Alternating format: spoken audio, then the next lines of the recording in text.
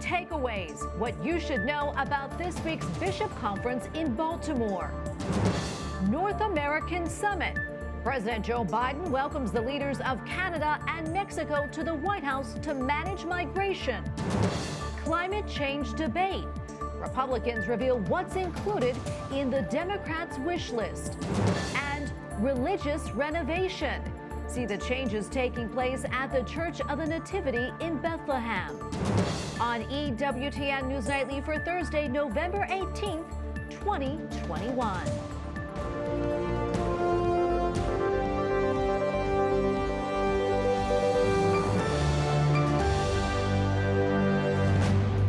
Thank you so much for being with us tonight on this feast of St. Rose Philippine Duchesne. I'm Tracy Sable. The four-day U.S.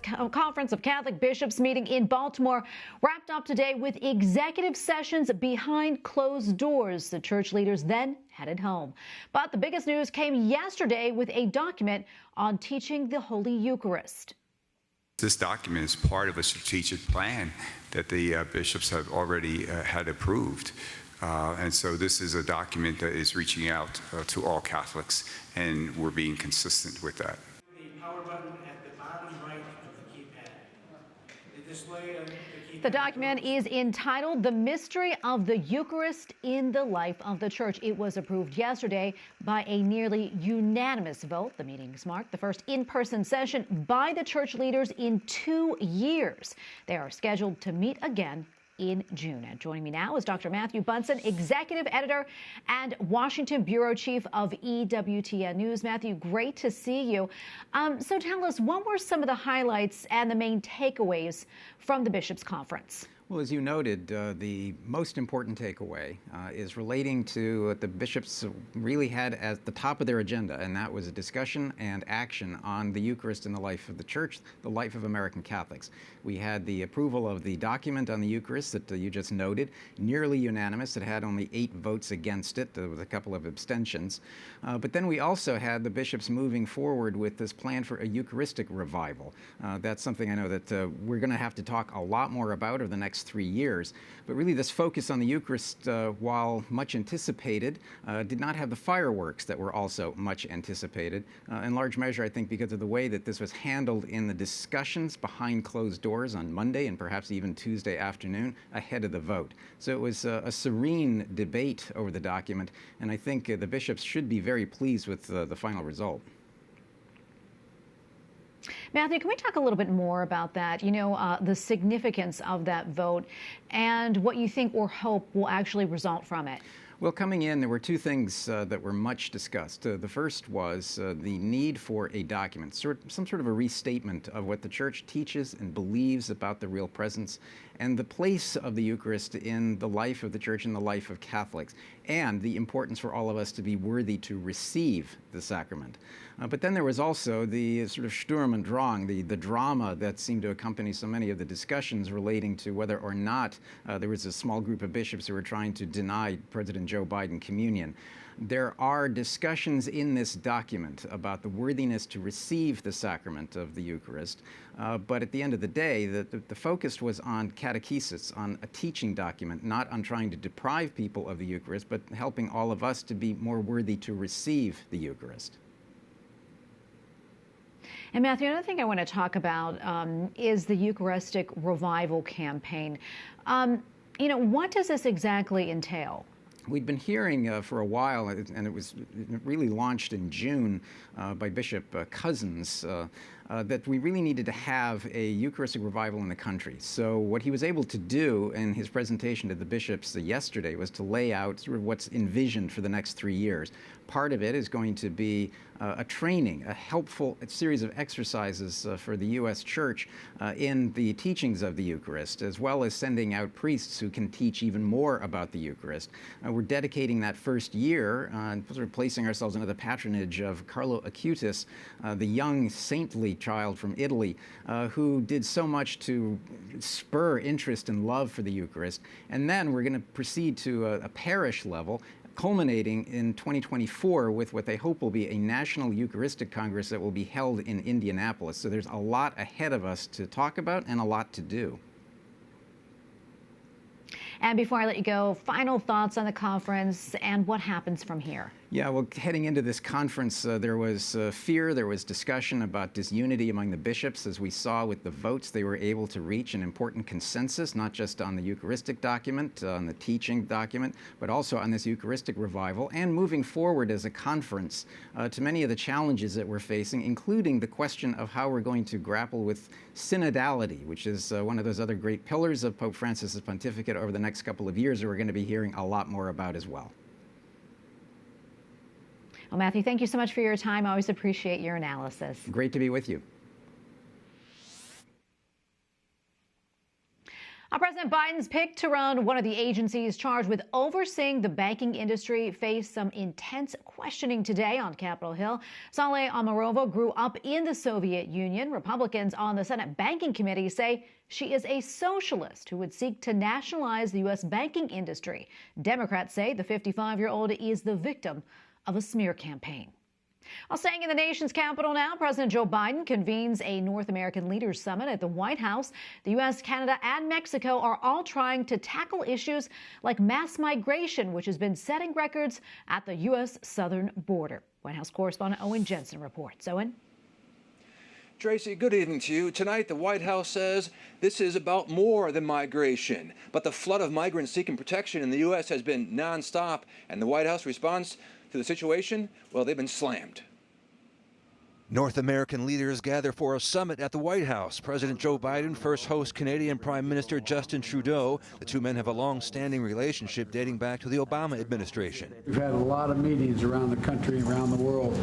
We've been with each other, half a dozen times almost so far. It's been a busy year. Vice President Kamala Harris also welcoming Mexican President Andrés Manuel López Obrador to the White House.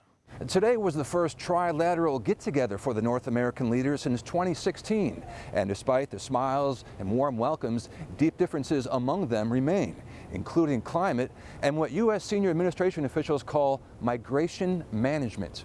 The White House is promoting a regional approach to address the root causes of migration, create more legal pathways, and increase access to protection. Leaders in the region have a shared interest in humane migration management. We, of course, our views, we have to address these issues together. So this is certainly an opportunity today to have a further discussion about it, about what more can be done. And certainly more can be done and should be done. Still, the situation on the southern border remains unresolved. About 2,000 mostly Central American and Haitian migrants make up the latest attempted caravan. They group together for safety in numbers as a way to avoid paying money to smugglers. Now, President Biden assigned Vice President Kamala Harris to address the root causes of migration, you'll recall. It's not clear if the new initiatives discussed today at the White House will make any immediate difference. At the White House, Owen Jensen, EWTN News Nightly. House Democrats want to bring President Biden's social spending bill for a floor vote this week. The Build Back Better Act still faces parliamentary hurdles and a score from the Congressional Budget Office. Republicans say the multi-trillion-dollar spending bill will only add to inflation. Capitol Hill correspondent Eric Rosales reports. Climate change investments are the single largest items in the Build Back Better Act, more than $550 billion worth. Democrats say that these provisions will change everyday Americans' lives. The Build Back Better Act will invest in a green economy. It will invest in a sustainable economy. It will invest in a resilient economy.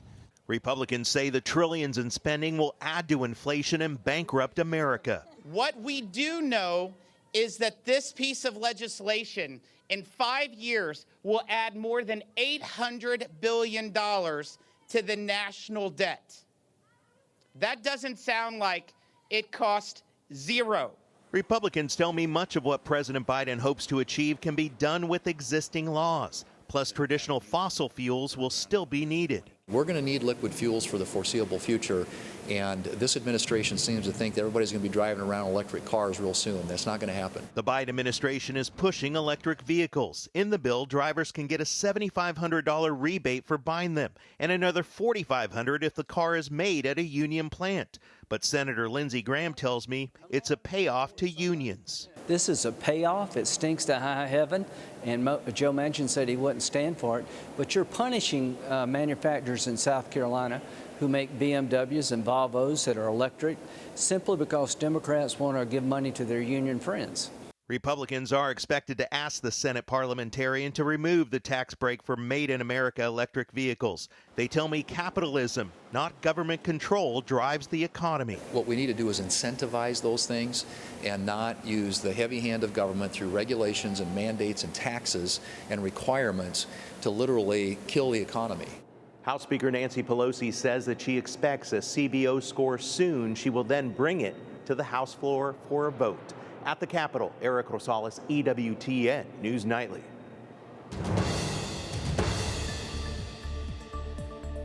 A penance service was held today in the Archdiocese of Cologne, Germany, in contrition for sexual abuse by clergy. The presiding auxiliary bishop says the ritual was a confession of guilt and a remembrance of the afflicted, but not an absolution for perpetrators. The United Nations is warning about a humanitarian catastrophe in Afghanistan.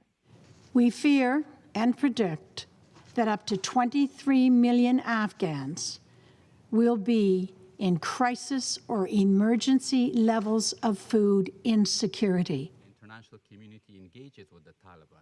Afghanistan's permanent ambassador to the UN confirmed that the situation in his country is, quote, extremely fragile. Taiwan is strengthening its military defenses against ongoing pressure from China.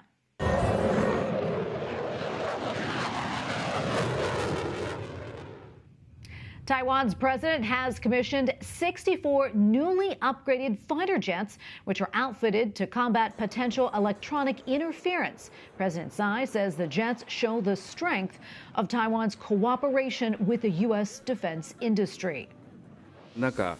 共同記者会見を実施することは不適当と判断をしたところであります。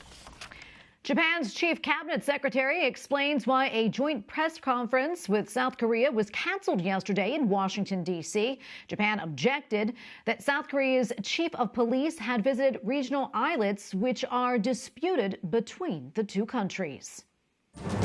Coming up, it's beginning to look a lot like Christmas in one European city. We'll explain.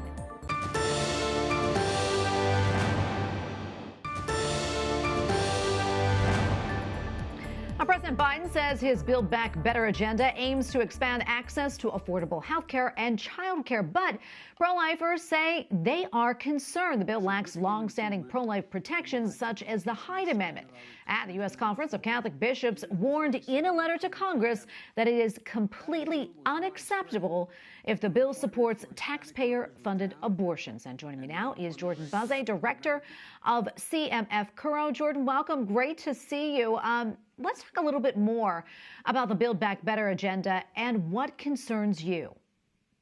Yeah, thank you so much for having me on. It's a pleasure.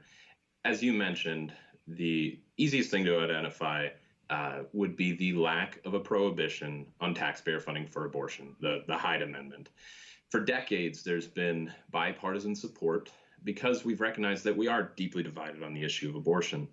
But in recent years, we've seen abortion proponents pushing for it more and more. And in this bill, we don't have this Hyde Amendment language. So your taxpayer dollars, my taxpayer dollars, would be going to be paying for abortion with this bill. And Jordan, I understand this bill aims to expand funding of preschool programs. However, it would exclude the funding of Catholic and private programs. What more do you know about that? And what about the implications for religious freedom?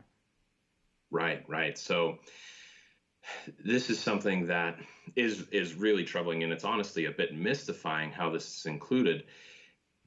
One of the great things that the bill does aim to do is to increase access and the affordability of childcare. Right? This is a pro-life, pro-family type of thing that we can support, but the way that it's being done is not something that we as Catholics can really support, because it's creating distinctions in practice by discriminating on the basis of religion, creating requirements that faith-based childcare centers cannot meet, either practically or because it would be a violation of their faith. and giving those funds still to the secular government-run centers. This is something that we've seen really very similar fact patterns in front of the Supreme Court in recent years, where, when taxpayer funds are going to private schools but not to the religious schools, that's impermissible, right? That is actually impeding the exercise of faith. And these types of requirements that get put in place actually creates an entanglement with religion from the government that could be in violation of the Establishment Clause.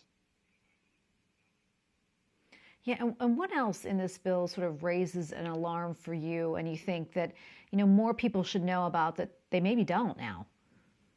Sure. So I think on one level, we look at it and it's really just not embracing what we look at in Catholic social teaching, right? It's embracing the idea of solidarity, of making sure that everybody has access to needed programs that are having a way to take care of their basic needs, but it's acting in violation of the principle of subsidiarity, right? Doing so at a level that's closest to people and can enact meaningful change. That's one big issue, right? This is a very large bill. It's hard to know everything that's in here. It very easily could have better effects and be something that we can understand better if it was broken out into multiple bills, right? And then we'd have more clear ideas about what we could and couldn't support. So that's something that we haven't heard necessarily a lot about, but yeah, it's not living in the truth of Catholic social teaching. And Jordan, before I let you go, hoping quickly, you can share with us a little bit more about your organization for those who may not know about it. Talk about your mission, what Christ-centered healthcare looks like, and also how it benefits patients.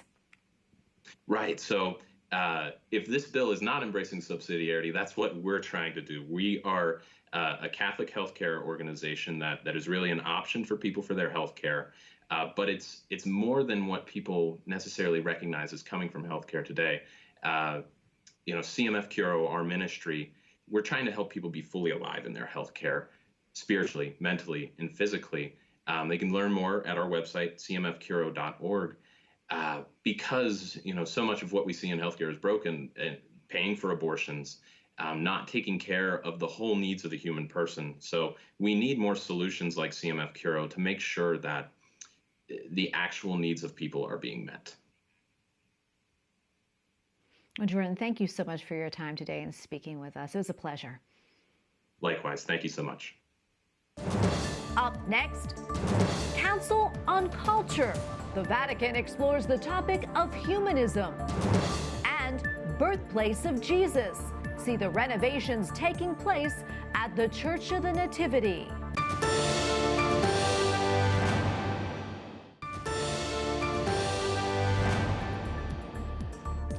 The Vatican's Council on Culture held a meeting last week to examine ways to reconsider humanism.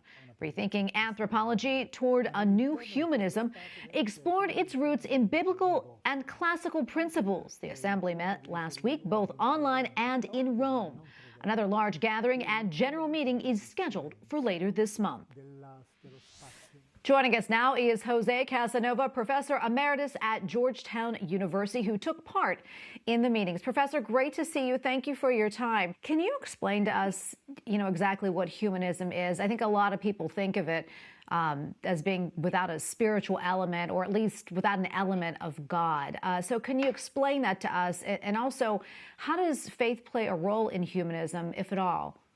Well, precisely the point of this conference was to remind ourselves that once upon a time in Renaissance Christian humanism is the foundation of Western culture. The fact that then later became secular humanism that abandoned, if you wish, Jerusalem. So the idea was once again to renovate the dialogue between what could be called secular, philosophical, culture and humanism, without thinking of God or transcendence, and the kind of humanism, the kind of notion of the human person that comes out of the biblical tradition, the person that is created in the image of God, which is precisely, and then the redemption of humanity through the incarnation of the Son of God, that therefore also brings humanity higher, if you wish, towards salvation. So this is what precisely Christian humanism means: a combination of the fact that every human person is created in the image of God, and the fact that the love of God for humanity is such that was sent his own son to be incarnated as a human being.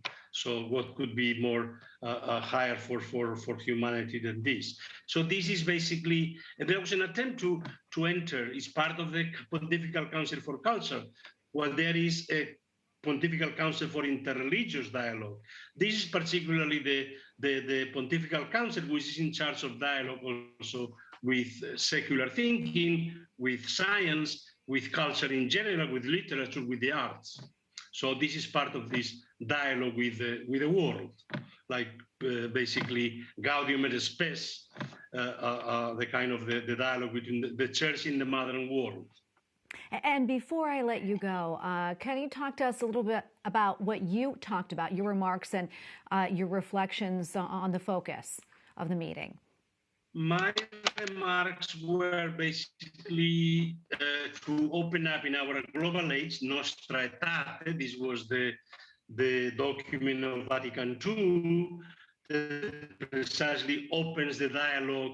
Not only originally was meant with Judaism, but then with all non-created. We need to open up a dialogue with other, not only with Western secular civilization, but with other civilizations that have also a tradition of humanism, the Chinese, the Indian civilization, cultures. And so the idea was that we need, and it was linked to the central idea of Pope Francis of the culture of the encounter with other both religious and cultural traditions. But I am a sociologist of religion, so I try to give my own kind of perspective of where the kind of global religious and secular dynamics come together today in the world. But this will be probably too long a topic for us to discuss today. Well, Professor, we appreciate your time. Thank you so much for speaking with us. Jose Casanova, Professor Emeritus at Georgetown University. Thank you again. I thank you. The Grand Place in Brussels is now home to a nearly 60-foot tall Christmas tree. The installation began before dawn this morning. The tree is a featured attraction in the city's annual Christmas market, which draws thousands of people each year. Belgians are hoping a new round of coronavirus protocols will not dampen the festive spirit. Well, after 8 years, renovations to the Church of the Nativity in Bethlehem are nearly complete.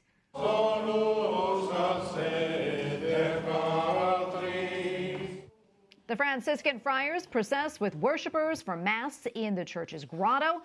The project has cleaned delicate art and repaired structural damage due to the weather. The Church of the Nativity dates to 330 AD. It is thought to be the location where Jesus Christ was born. And we thank you for watching tonight. For the entire EWTN News Nightly team, I'm Tracy Sable. Good night and God bless.